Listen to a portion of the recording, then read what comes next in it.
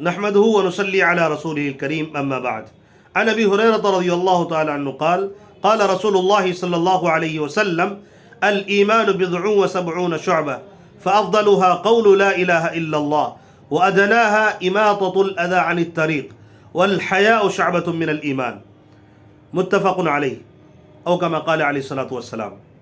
معزز ناظرین، ابھی جو میں نے روایت پڑھی ہے یہ بخاری و مسلم کی روایت ہے. حضرت ابو ہریرہ رضی اللہ تعالیٰ عنہ فرماتے ہیں کہ نبی پاک علیہ الصلوۃ والسلام نے فرمایا کہ ایمان کی 70 سے زیادہ شاخیں ہیں، اور سب سے اعلیٰ درجے کی شاخ، ایمان کی سب سے اعلیٰ درجے کی شاخ وہ ہے لا الہ الا اللہ کا کہنا، اور سب سے ادنا درجہ ہے راستے سے تکلیف دہ چیز کا ہٹا دینا. اور فرمایا آخر میں کہ سب سے، اور اس میں ایمان، شرم و حیا بھی ایمان کا ایک حصہ ہے.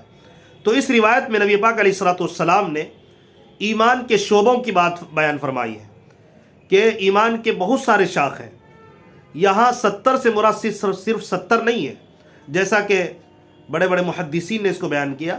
امام نووی رحمۃ اللہ علیہ فرماتے ہیں یہاں 70 سے مراد کثرت ہے، یعنی کوئی لمٹ نہیں ہے کہ 70 ہی ہو. اور بعض روایت میں 60 کا بھی تذکرہ ملتا ہے. تو یہاں کثرت مراد ہے، یعنی ایمان کی بہت ساری شاخیں، ان میں سے اعلیٰ درجہ یہ ہے کہ آدمی لا الہ الا اللہ کا اقرار کرے اور دل سے اس کو مانے، یعنی توحید کا اقرار کرے. اور ادنا درجہ بتایا کہ راستے سے کسی تکلیف دہ چیز کا ہٹا دینا. یعنی نبی پاک علیہ الصلوۃ والسلام نے صرف 2 باتیں بیان کر کے ایمان کی بہت سارے شاخ کو اس میں شامل فرما دیا. یعنی سب سے اعلیٰ درجہ یہ ہے کہ آدمی توحید کو مانے، اللہ تبارک و تعالیٰ کو خالق مانے، مالک مانے، معبود مانے، اور اللہ تبارک و تعالیٰ کے حکموں پر چلے. یہ تمام کے تمام یہ شعبے ہیں، اللہ تعالیٰ کے احکام جتنے ہیں یہ ایمان کے شعبے ہیں، اس پر عمل کرنا ایمان کے شعبے ہیں. اور سب سے ادنا درجہ بتایا کہ راستے سے تکلیف دہ چیز کا ہٹا دینا. راستے سے تکلیف دہ چیز کا ہٹا دینا جیسے کانٹا ہے یا پتھر ہے یا اسی طرح گندگی ہے، راستے کو صاف کرنا تاکہ لوگوں کو تکلیف نہ ہو. پتہ یہ چلا اللہ کا حق ادا کرنا اور بندوں کا حق ادا کرنا.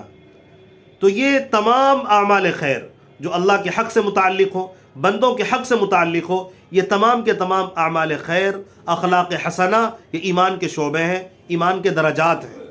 اور فرمایا کہ حیا ایمان کا اہم شعبہ ہے.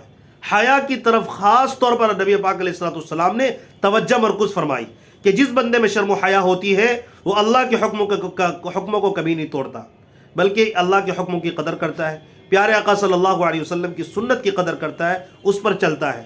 یعنی اور وہ گندگیوں سے بچتا ہے، برائیوں سے بچتا ہے. جس میں شرم و حیا ہوتی ہے وہ برائی سے بچتا رہتا ہے. جب شرم و حیا ختم ہو جاتی ہے تو پھر وہ کچھ بھی کرنے لگتا ہے.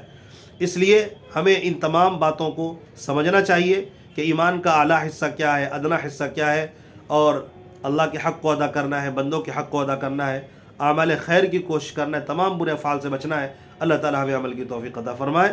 جزاکم اللہ خیرا و احسن الجزاء.